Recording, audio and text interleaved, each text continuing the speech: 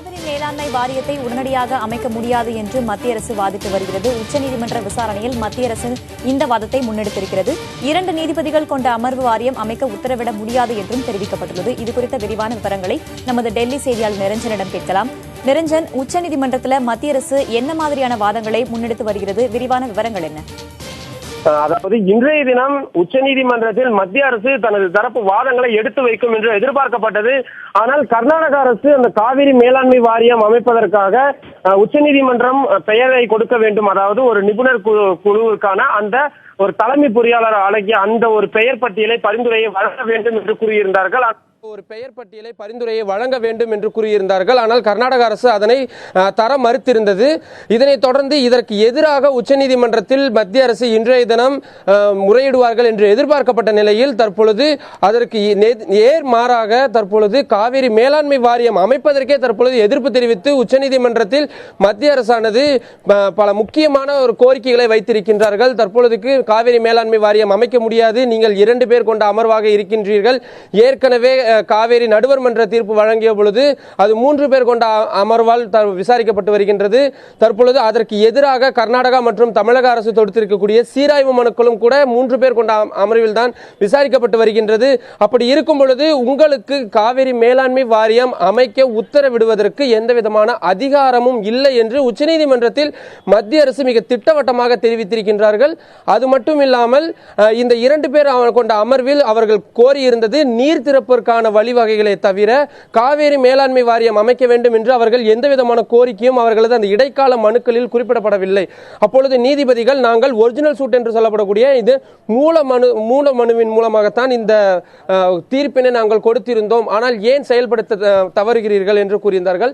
அதற்கு மீண்டும் மத்திய அரசின் சார்பாக மத்திய தலைமை வழக்கறிஞர் முகுல் ரோத்தகி இந்த அமர்விற்கு நீங்கள் காவிரி மேலாண்மை வாரியம் அமைக்க உத்தரவிடுவதற்கு எந்த விதமான அதிகாரமும் இல்லை என்று மீண்டும் வாதிட்டார்.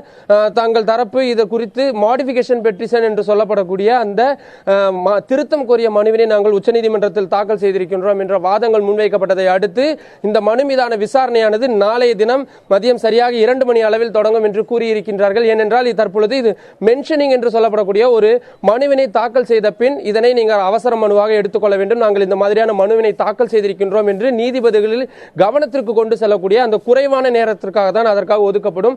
அந்த நேரத்தில் தான் இந்த வாதங்கள் இவ்வளவு நேரம் எடுத்துக்கொள்ளப்பட்டிருந்தது. எனவே தற்பொழுது விசாரிக்க முடியாது என்ற காரணத்தினால் நாளை மதியத்திற்கு ஒத்திவைக்கப்பட்டிருக்கின்றது. நாளை இது தொடர்பான விரிவான விசாரணையானது உச்சநீதிமன்றத்தில் நடைபெறவிருக்கின்றது. நிரஞ்சன், நீங்க இணைப்பில் இருங்க.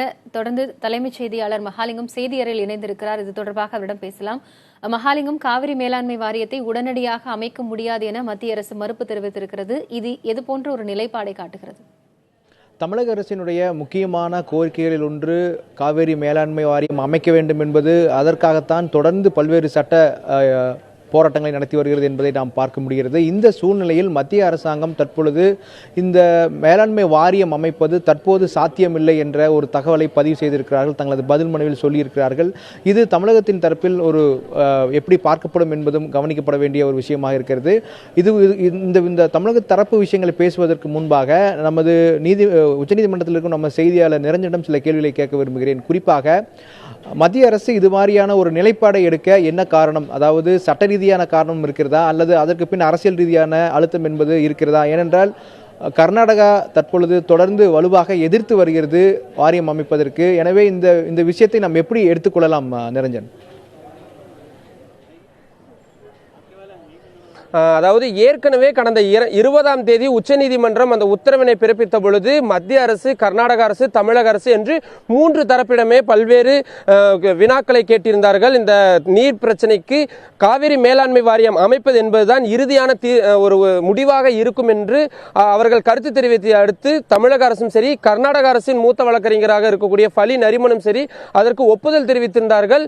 மத்திய அரசும் அதற்கு சம்மதம் தெரிவித்திருந்தது. இதனை அடுத்துதான் 4 வார காலத்திற்குள் இந்த காவிரி மேலாண்மை வாரியம் அமைக்க வேண்டும் என்று கூறியிருந்தார்கள். அப்பொழுது கூட எங்களுக்கு இந்த கால நேரம் பத்தாது, கூடுதல் நேரம் வேண்டும் என்று கோரியிருந்தார்களே தவிர காவிரி மேலாண்மை வாரியம் அமைப்பதற்கு அவர்கள் எதிர்ப்பு தெரிவிக்கவே இல்லை என்பதுதான் நிதர்சனமான உண்மையாக இருந்து வருகின்றது. அதனை அடுத்து 30ஆம் தேதி, அதாவது கடந்த வாரம் உச்சநீதிமன்றம் இது தொடர்பான உத்தரவு வழங்கிய பொழுது கூட மீண்டும் திட்டவட்டமாக தெரிவித்திருந்தது. 2007ஆம் ஆண்டு அந்த உத்தரவு பிறப்பித்த பொழுது நீங்கள் இந்த காவிரி மேலாண்மை வாரியத்தை அமைத்திருந்தீர்கள் என்றால் இவ்வளவு பெரிய பிரச்சனை வந்திருக்கிறது. மாதம் இவர்கள் உச்சநீதிமன்றத்தை நாடி வருகின்றார்கள். 2 மாநிலங்களுக்கு இடையே மிகப்பெரிய பிரச்சனையாக இது இருந்து வருகின்றது. இதற்கு நிரந்தர தீர்வு காவிரி மேலாண்மை வாரியம் அமைப்பது ஒன்றுதான் என்று கோரியிருந்தார்கள். வருகின்ற செவ்வாய்க்கிழமை, அதாவது நாளைக்குள் இந்த காவிரி மேலாண்மை வாரியம் அமைக்க முடியுமா என்று கோரியிருந்தார்கள். அதற்கான சில வழிகாட்டுதல்களையும் கொடுத்திருந்தார்கள். 4 மாநில அரசுகளுக்கு சில உத்தரவுகளையும் பிறப்பித்திருந்தார்கள். பெயர்களை நீங்கள் உடனடியாக நீங்கள் பரிந்துரைக்க வேண்டும் உள்ளிட்ட பல்வேறு விவரங்களை மத்திய அரசுக்கு இலகுவாக்கக்கூடிய பல்வேறு செயல்களை உச்சநீதிமன்றம் தொடர்ந்து செய்து வந்தது. ஆனால் இன்று திடீரென்று உச்சநீதிமன்றத்தில் மத்திய அரசு இந்த மாதிரியான ஒரு யூ டர்ன் எடுக்கும் என்று யாரும் எதிர்பார்க்காத ஒன்றாகத்தான் இருந்து வருகின்றது. அவர்கள் முக்கியமாக கூறுவது இந்த 2 பேர் கொண்ட அமர்விற்கு அதிகாரம் இல்லை என்பதை தான் மீண்டும் வலியுறுத்தி கூறியிருக்கின்றார்கள். அப்பொழுது கூட ஒரு கட்டத்தில் உச்சநீதிமன்ற நீதிபதி தீபக் மிஸ்ரா மிக தெளிவாக கேட்டிருந்தால், அப்படி என்றால் நீங்கள் ஏற்கனவே காவிரி நடுவர்மன்ற தீர்ப்பு வழங்கிய பொழுதும் சரி, காவிரி மேலாண்மை வாரியம் அமைக்கப்பட வேண்டும் என்று கூறிய பொழுதும் நீங்கள் என்ன செய்து கொண்டிருந்தீர்கள்? இதே நீதிமன்றம் தான் காவிரி மேற்பார்வை குழு, அதாவது சூப்பர்வைசரி கமிட்டி அமைக்கப்பட வேண்டும் என்று கூறியிருந்த பொழுது அதனை உச்சநீதிமன்றம் கூறியிருந்த பொழுது மத்திய அரசு ஏற்றிருந்தீர்கள். அப்படி இருக்கும் பொழுது ஏன் இதற்கு இவ்வளவு எதிர்ப்பு தெரிவிக்கிறீர்கள் என்று கூறியிருந்தார். தற்பொழுது இந்த மென்ஷனிங் என்று சொல்லப்படக்கூடிய மிக குறுகிய காலம்தான் ஒவ்வொரு மனுதாரருக்கும் வழங்கப்படும். தங்களது மனு பற்றிய ஒரு அடிப்படை விஷயங்களை எடுத்துரைப்பதற்கான நேரம் மட்டும்தான் கொடுக்கப்படும். நாளை தினம் இந்த வழக்கு விசாரணை ஒத்திவைக்கப்பட்டிருக்கின்ற வேளையில் நாளை மதியம் இது தொடர்பான பல்வேறு வாதங்களை, எதற்காக இவர்கள் எதிர்க்கிறார்கள், என்ன காரணம் என்பது தொடர்பான பல்வேறு விவரங்கள் நாளைய தினம் மத்திய அரசு தெரிவிக்கும் என்று எதிர்பார்க்கப்படுகின்றது. ஆனால் மத்திய அரசின் வட்டாரங்களில் நமக்கு தெரிய வருவது என்னவென்றால், மத்திய அரசிற்கு இருக்கக்கூடிய சில அமைச்சர்கள் இந்த காவிரி மேலாண்மை வாரியம் அமைப்பதற்கு கடுமையான எதிர்ப்பு தெரிவிக்கிறார்கள் என்ற ஒரு தகவல் வந்திருப்பதன் அடிப்படையில் தான் தற்பொழுது மத்திய அரசு இந்த மாதிரியான ஒரு மாற்று நிலைப்பாட்டை எடுத்திருக்கலாம் என்றும் கூட ஒரு தகவல் தெரிவிக்கின்றது. மகாலிங்கம், நிரஞ்சன், ஏற்கனவே உச்சநீதிமன்றம் மிக தெளிவாக தீர்ப்புகளை கொடுத்திருந்தது. குறிப்பாக நான் மிக விரைவாக அமைப்பதற்கான அனைத்து நடவடிக்கையும் எடுக்க வேண்டும், அந்த வாரியத்தில் இடம்பெறக்கூடிய உறுப்பினர்கள் யார் யார் என்ற பட்டியலும் கொடுக்க வேண்டும் என்று தெரிவித்திருந்தார்கள். அப்போதெல்லாம் மத்திய அரசாங்கம் எதிர்ப்பு தெரிவிக்காமல் தற்பொழுது திடீரென தனது நிலைப்பாட்டை மாற்றியிருக்க காரணம் என்ன என்று கேட்க வேண்டியிருக்கிறது. இன்னொன்று, சட்ட ரீதியாக இந்த விஷயத்தை பொறுத்த வரைக்கும் 2 நீதிபதிகள் கொண்ட அமர்வு தங்களுக்கு உத்தரவிட முடியாது என்ற ஒரு நிலைப்பாட்டை தற்பொழுது மத்திய அரசு கையில் எடுத்திருக்கிறது. எனவே இது அடுத்த அமர்வுக்கு செல்வதற்கான வாய்ப்பு இருக்கிறது. அது எப்படி பார்க்கலாம்?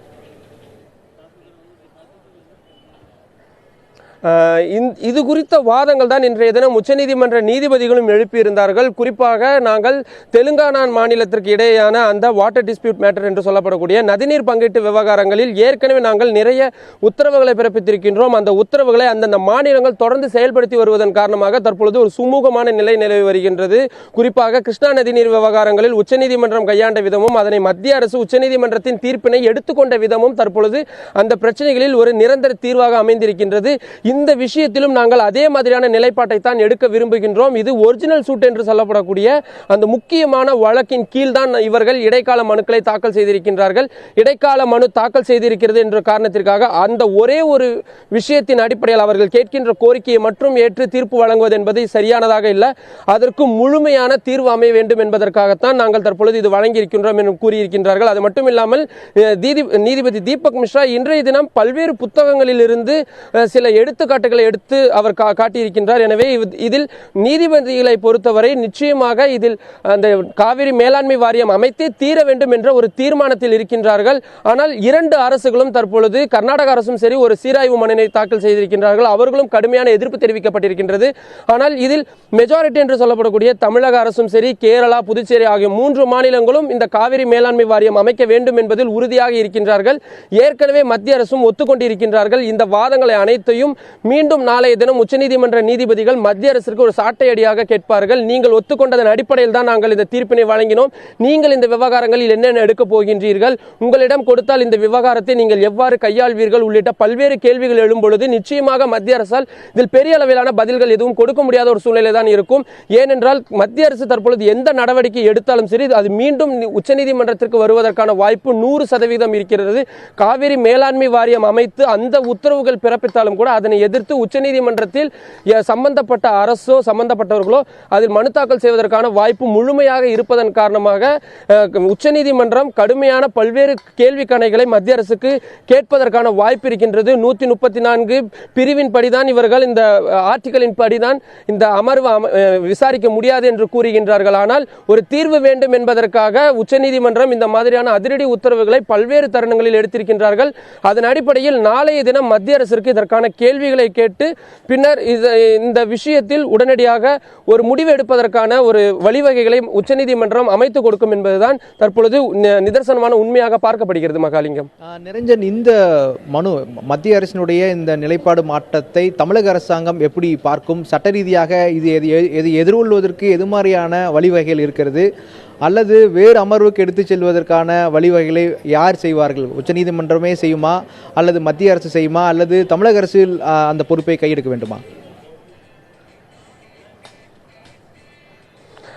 இன்றைய தினம் தமிழக அரசு இது தொடர்பாக வாதங்களை முன்வைப்பதற்கான வாய்ப்புகள் பெரிய அளவில் வழங்கப்படவில்லை. ஆனால் தமிழக அரசின் சார்பாக மூத்த வழக்கறிஞர் சேகர் நாப்டே அவர்கள் ஆஜராகியிருந்தார். அப்பொழுது அவர் ஒரே ஒரு வார்த்தையை தான் கூறியிருந்தார். நீங்கள் 5 முறை உத்தரவுகளை பிறப்பித்திருந்தீர்கள், 5 முறையும் கர்நாடக அரசு அதனை ஏற்றுக்கொள்ளவில்லை. தற்பொழுது நாங்கள் என்ன செய்ய வேண்டும் என்று நீங்கள் நினைக்கிறீர்கள் என்ற அந்த ஒரு கேள்வியை எழுப்பியிருந்தார்.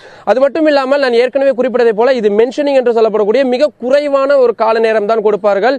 எத்தனை வழக்குகள் இருந்தாலும் அதற்கு ஒரு 10 நிமிடங்கள் 15 நிமிடங்கள் மட்டும்தான் ஒதுக்கப்படும். ஆனாலும் கூட இந்த வழக்கின் முக்கியத்துவம் கருதி கிட்டத்தட்ட 20-25 நிமிடங்கள் இந்த ஒரு வழக்கிற்காக மட்டும் செலவு செய்திருந்தார்கள். தமிழக அரசு நாளைய தினம் மிகவும் ஆணித்தரமான வாதங்களை வைக்கும். குறிப்பாக இந்த விவகாரங்களில் தமிழக அரசு மிக தெளிவான ஒரு நிலைப்பாட்டை எடுத்திருக்கின்றார்கள். காவிரி மேலாண்மை வாரியம் அமைக்கப்பட வேண்டும், அதற்கு மத்திய அரசு ஒப்புதல் தெரிவித்திருந்தது. கர்நாடக அரசும் அதற்கு சரி என்று சொல்லியிருந்தார்கள். உச்சநீதிமன்றமும் அதற்கான ஒப்புதலை வழங்கிவிட்டது. இனி எந்த விதமான தடை கற்களும் இல்லை. எனவே நீங்கள் உங்களது தீர்ப்பினை செயல்படுத்த உத்தரவிட வேண்டும் என்று அவர்கள் தரப்பில் கூறுவதற்கான வாய்ப்பு அதிகமாக இருக்கிறது. இந்த நீதிபதிகள் மாற்றம் ஒருவேளை இந்த மத்திய அரசு மற்றும் கர்நாடக அரசின் வாதங்களை உச்சநீதிமன்றம் ஏற்றுக்கொள்ளுமே பட்சத்தில் அதற்கான மாற்று ஒரு அமர்வாக வேறொரு அமர்வு உச்சநீதிமன்ற தலைமை நீதிபதியால் அமைக்கப்படும். இல்லையேல் இந்த வழக்கினை தொடர்ந்து விசாரித்து வரக்கூடிய தீபக் மிஸ்ராவால் இது வேறு அமர்விற்கு மாற்றப்படும். இல்லையேல் தற்பொழுது யூ லலித் மற்றும் தீபக் மிஸ்ரா ஆகியோர் அடங்கிய அமர்வில் வேறு ஒரு நீதிபதி சேர்த்துக் கொள்ளப்படுவதற்கான இந்த 3 வாய்ப்புகள் தான் அதிகமாக இருக்கின்றது. ஆனால் தற்பொழுது வழக்கு சென்று கொண்டிருக்கின்ற இது ஒரு வேகத்தை பார்த்தமேயானால் அதற்கான வாய்ப்பு குறைவாகத்தான் இருப்பதாகத்தான் உச்சநீதிமன்றத்திலிருந்து தெரிவிக்கின்றார்கள். அவ்வாறு அந்த வேறு அமர்விற்கு மாற்றும் முடிவினை உச்சநீதிமன்றம் எடுத்தால் அதனை திருத்துவதற்கும் அதனை மாற்றுவதற்கும் தமிழக அரசு எதிர்ப்பு தெரிவிப்பதற்கும் தயாராக இருக்கின்றார்கள். ஏனென்றால் தொடர்ந்து இந்த விஷயத்தில் 5 முறை உச்சநீதிமன்றம் உத்தரவு பிறப்பித்தும் தமிழகத்திற்கு தேவையான தண்ணீர் கிடைக்கவில்லை. இதனை உச்சநீதிமன்றம் மீண்டும் மீண்டும் தங்களது அந்த ஒரு உத்தரவு பிறப்பிக்க பொழுதும் சரி, மிக முக்கியமான வார்த்தைகளை கூறும் பொழுதும் மீண்டும் மீண்டும் கர்நாடக அரசுக்கு அறிவுறுத்தி வருகின்றார்கள். உச்சநீதிமன்ற தீர்ப்பினை கர்நாடக அரசு மதிப்பதே இல்லை என்பதை மீண்டும் மீண்டும் அவர்கள் கூறி வருவதன் அடிப்படையில் இந்த விவகாரங்களில் உச்சநீதிமன்றம் ஒரு கடுமையான நடவடிக்கையை நாளை எடுக்கும் என்பதுதான் தற்பொழுது பார்க்கப்படுகிறது. மகாலிங்கம், நிரஞ்சன் இணைப்பில் இருக்கிற தொடர்ந்து பேசலாம். தற்பொழுது காங்கிரஸ் கட்சியின் பீட்டர் அல்போன்ஸ் நம்மோடு இணைந்திருக்கிறார். அவரிடம் பேசலாம் தொலைபேசி வாயிலாக. வணக்கம் சார். மத்திய அரசாங்கம் இப்போ தற்பொழுது திடீரென காவிரி மேலாண்மை வாரியம் அமைப்பதற்கான சூழல் தற்போது இல்லை என்ற ஒரு முடிவை எடுத்திருக்கிறார்கள். உச்சநீதிமன்றம் தீர்ப்பு கொடுத்த பிறகு தற்பொழுது மீண்டும் ஒரு மனுவில் இந்த தகவலை சொல்லியிருக்கிறார்கள். இந்த மனு மீதான விசாரணை நாளை விசாரணைக்கு வருகிறது. இந்த மத்திய அரசினுடைய நிலைப்பாட்டில் மாற்றம் ஏற்பட்டிருக்கிறது என்று அனைவரும் பார்க்கிறார்கள். நீங்கள் எப்படி இந்த முடிவை பார்க்கிறீர்கள்? அது காவேரி நதிநீர் பங்கீடு சம்பந்தமான வழக்கு கடந்த சில வாரங்களாக உச்சநீதிமன்றத்தில் நடந்து வருகிறது. பல்வேறு உத்தரவுகள் பிறப்பிக்கப்பட்டிருக்கின்றன.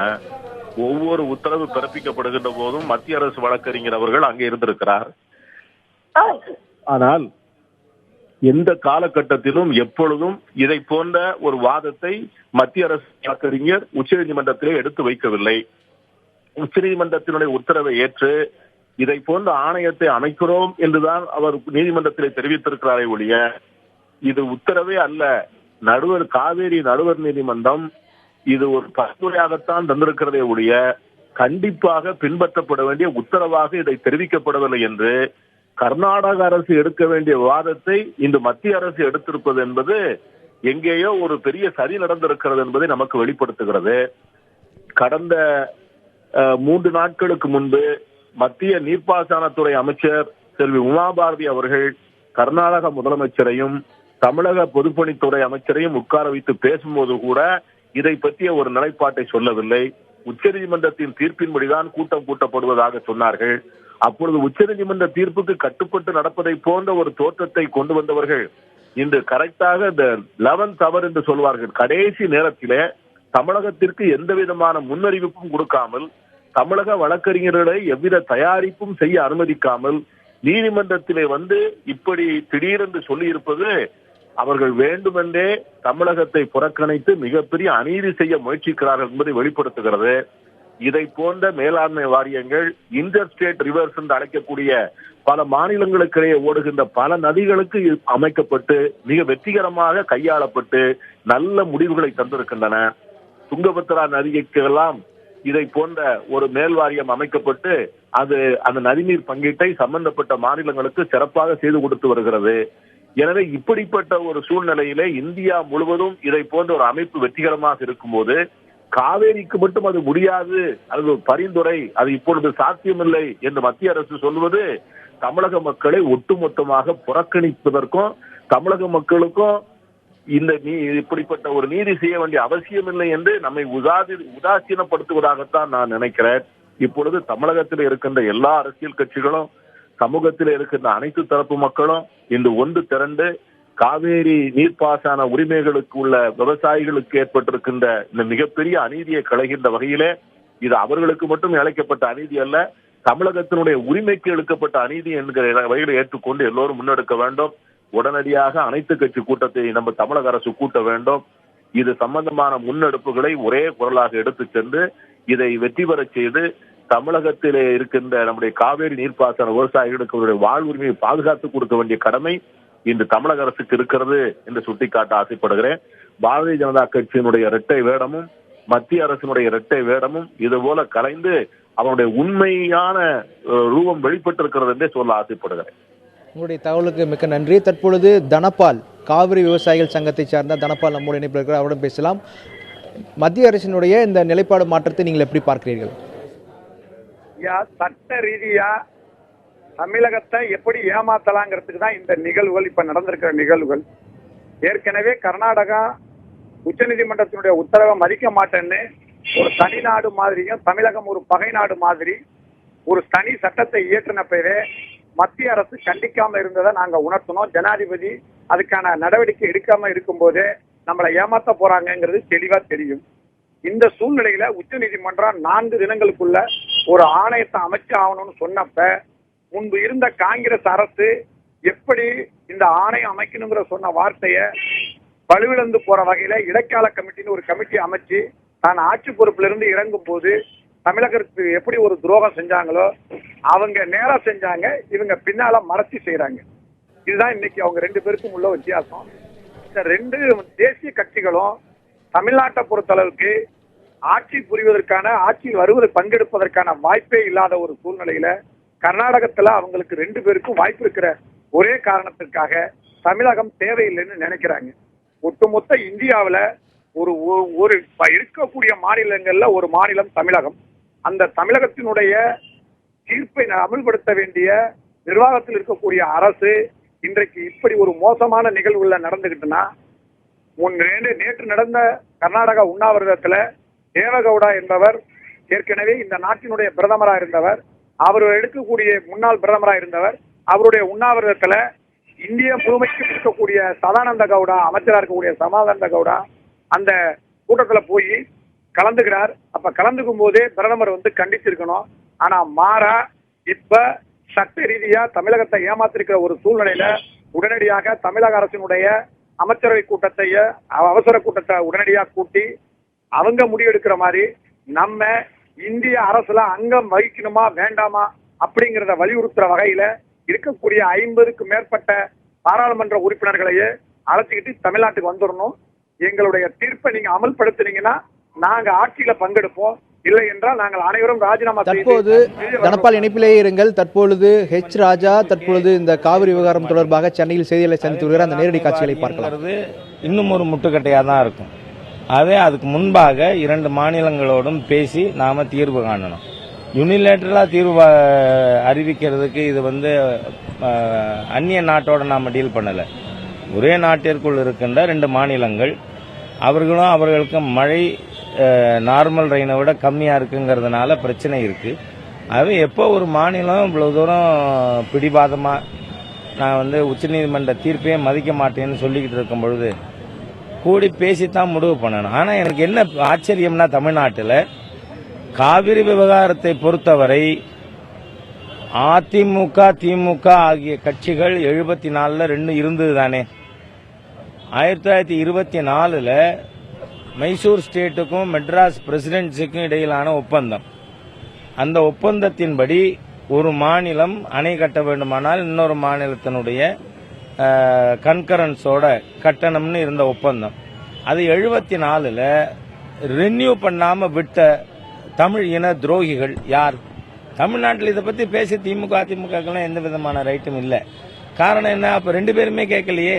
அன்னைக்கு ஒரு பெரிய இது இருந்தது. அது மாத்திரம் இல்லை, கருணாநிதி அவர்களை பொறுத்தவரை, திராவிட முன்னேற்ற கழக அரசை பொறுத்தவரை தஞ்சை விவசாயிகளுக்காக அரசாங்கம் இது தொடர்பாக தொடர்ந்த வழக்கை வாபஸ் வாங்கிட்டார். இன்னைக்கு மாத்திரம் மன்னார்குடி ரங்கநாதன்கிற ஒரு நபர் இல்லைன்னா இன்னைக்கு அந்த 205 டிஎம்சி தண்ணிக்கான ஆர்டர் கூட கிடைச்சிருக்காரு.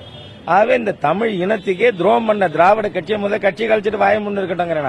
நிச்சயமா மோடி அவர்கள் 2 முதலமைச்சர்களையும் அழைத்து இதற்கு ஒரு சுமூகமான தீர்வு காண்பார். எல்லா பிரச்சனைக்கும் தீர்வு காண்ற மோடி அவர்கள் மீது நம்பிக்கையோடு இருப்போம்.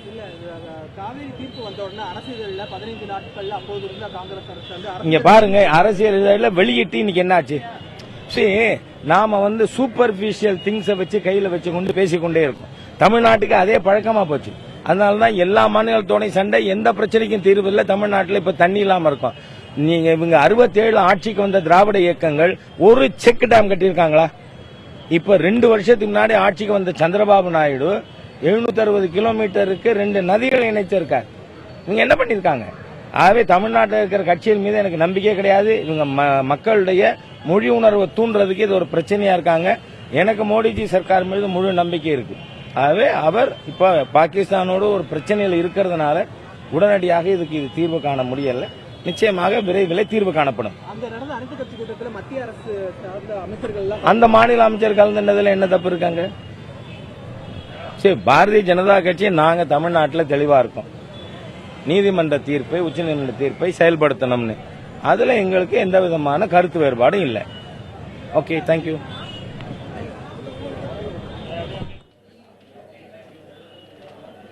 தற்பொழுது ராஜா செய்தியாளரை சந்தித்தார். காவிரி விவகாரம் தொடர்பாக மத்திய அரசை தொடர்ந்து நம்ப வேண்டும், மத்திய அரசு உடனடியாக சரியான நடவடிக்கை எடுக்கும் என்ற நம்பிக்கையை தெரிவித்திருக்கிறார். தற்பொழுது அஇஅதிமுக செய்தி தொடர்பாளர் வைகை செல்வன் நம்மோடு தொலைபேசி வாயிலாக இணைந்திருக்கிறார். அவரிடம் பேசலாம். மத்திய அரசினுடைய இந்த நிலைப்பாடு மாற்றத்தை எப்படி பார்க்கிறீர்கள்? காவிரி மேலாண்மை வாரியம் உடனடியாக அமைக்க வேண்டும் என்ற ஒரு தீர்ப்பு தமிழக மக்களால் வரவேற்கப்பட்ட ஒரு தீர்ப்பாக பார்க்கப்பட்டது. இந்த விவகாரத்தில் ஒரு முக்கியமான முடிவுகள் எல்லாம் எடுக்கப்பட்டு இந்த பிரச்சனை தீர்வதற்கான வாய்ப்பாக இந்த காவிரி மேலாண்மை வாரியம் அமைக்க வேண்டும் என்ற தீர்ப்பை பார்க்கப்பட்டது. தற்பொழுது மத்திய அரசு அதற்கான கால சூழல் இல்லை என்ற ஒரு தகவலை தெரிவித்திருக்கிறது. இது எப்படி பார்க்கிறீர்கள்? வணக்கங்க. அனைத்து இந்திய அண்ணா திராவிட முன்னேற்ற கழகத்தினுடைய பொதுச் செயலாளர் மாண்புமிகு தமிழ்நாடு முதலமைச்சர் புரட்சித் தலைவி அம்மா அவர்கள் தொடர்ந்து சட்ட போராட்டத்தை நடத்தி உச்சநீதிமன்றத்தின் மூலம் நல்ல ஒரு தீர்ப்பை பெற்றுத் தந்தார்கள். இந்த தீர்ப்பின் மூலமாக தமிழ்நாட்டுக்கு ஒரு நியாயம் கிடைத்தது.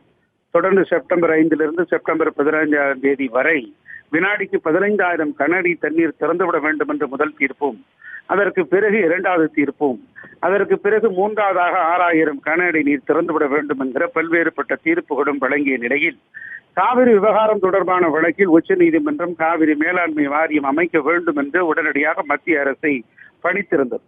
இந்த சூழலில் கர்நாடக சர்க்கார் நமக்கு தர வேண்டிய தண்ணீரை தரவில்லை. அனைத்து கட்சி கூட்டம், சட்ட பேரவையில் தீர்மானம் என்று காலத்தை தள்ளி வைத்துக் கொண்டிருந்தது. ஒரு கட்டத்தில் தண்ணீரை தர முடியாது என்கிற சூழலை அது ஏற்படுத்தியது. ஆக இது குறித்தெல்லாம் உச்சநீதிமன்றம் கடுமையான கண்டனத்தையும் தன்னுடைய கவலையும் வெளிப்படுத்திய நிலையில் கூட்டாட்சி தத்துவத்துக்கு வேட்டு வைக்கிற காரியத்தை கர்நாடக சர்க்கார் செய்து கொண்டிருப்பதாகவே உச்சநீதிமன்றம் மிக தெளிவாக வாதத்தை வைத்தது. இந்த நிலையில் காவிரி மேலாண்மை வாரியத்தை அமைக்க வேண்டும் என்கிற சூழல் மத்திய அரசுக்கு இருந்த நிலையில் அது காலம் தாழ்த்தி செய்யக்கூடிய, காலத்தை தள்ளி வைத்திருக்கக்கூடிய சூழல் மனதுக்கு வருத்தத்தை அளிக்கிறது, ஏமாற்றத்தை அளிக்கிறது, வேதனையை தருகிறது என்றுதான் இந்த நேரத்தில் சொல்லிக்கொள்ள விரும்புகிறேன். உங்களுடைய தகவலுக்கு நன்றி. அதாவது இந்த விவகாரத்தை பொறுத்த வரைக்கும் 5 முறை உச்சநீதிமன்றம் தமிழகத்திற்கு முறையாக வழங்க வேண்டிய நீரை வழங்க வேண்டும் என்ற ஒரு தீர்ப்பை கொடுத்திருந்தார்கள். அந்த தீர்ப்பை அந்த மாநில அரசு தொடர்ந்து பின்பற்றவில்லை என்ற குற்றச்சாட்டு இருக்கிறது. இன்னொரு பக்கம் உச்சநீதிமன்றம் தற்பொழுது காவிரி மேலாண்மை வாரியம் அமைக்க வேண்டும் என்ற ஒரு மிக தெளிவான ஒரு உத்தரவை பிறப்பித்தார்கள். தற்பொழுது மத்திய அரசு அதற்கு மாறான ஒரு நிலைப்பாட்டை எடுக்கும் ஒரு சூழல் ஏற்பட்டிருக்கிறது. இது தொடர்பான வழக்கு நாளை மதியம் 2 மணிக்கு விசாரணைக்கு வருகிறது. அப்பொழுது மாநில அரசுகள் எது மாதிரியான ஒரு நிலைப்பாட்டை முன்னெடுக்கிறார்கள், மத்திய அரசு தனது நிலைப்பாட்டை மாற்றக்கூடிய வாய்ப்பு இருக்கிறதா என்பது குறித்தெல்லாம் பல தகவல்கள் வெளியாக வாய்ப்பு இருக்கிறது.